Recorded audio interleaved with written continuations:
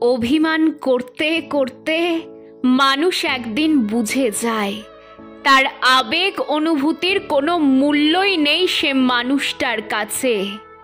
আস্তে আস্তে নিজেকে গুটিয়ে নেয় তখন।